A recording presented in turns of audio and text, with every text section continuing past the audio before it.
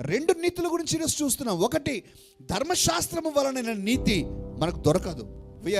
It is impossible for us to become righteous by obeying the law.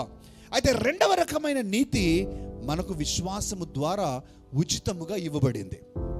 నేను మనందరికీ క్లియర్గా అర్థం కావడానికి ఒక ఇల్లస్ట్రేషన్ చేస్తాను. మరి మనమందరం కూడా తండ్రి అయిన దేవుని సన్నిధికి వెళ్ళినప్పుడు, ప్రార్థన చేయడానికి వెళ్ళినప్పుడు, బన్సీ నా దగ్గరకు వస్తూ ఉన్నాడు.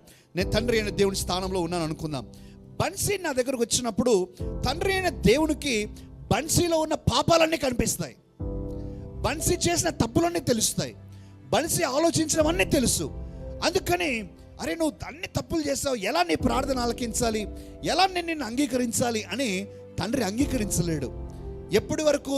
యేసుక్రీస్తు శిలువలో మరణించనంత వరకు కూడా ఇదే జరిగింది. అందుకని ఒక బలి అర్పించి నువ్వు నా దగ్గరికి రా అని చెప్పేవాడు.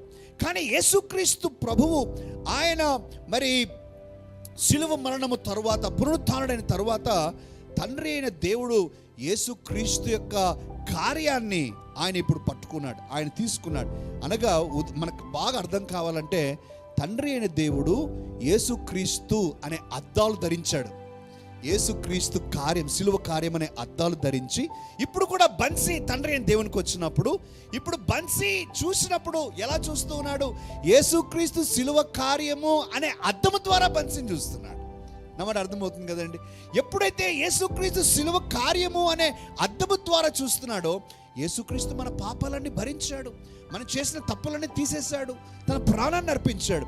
కాబట్టి ఇప్పుడు బన్సీ స్థానంలో ఉన్న మనందరికీ కూడా ఫ్రీ ఎంట్రన్స్. అందుకనే ధైర్యముతో కృపా సింహాసనం దగ్గరికి చేరుదము అనే మాట రాస్తాడు. మనం ధైర్యంగా రాగలం. కారణం ఏంటంటే ఇప్పుడు మనం దేవుని దగ్గరకు వచ్చినప్పుడు నువ్వు తప్పు చేసావు కాబట్టి నేను నీ మాట వినను, నీ ప్రార్థన వినను అనడు దేవుడు. మనం తప్పు చేసామనేది ఆయనకు కూడా తెలుసు.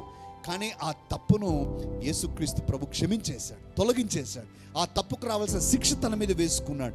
అందుకని తండ్రి అయిన దేవుని దగ్గరికి ఇప్పుడు ఫ్రీగా మనము వస్తూ ఉన్నాం.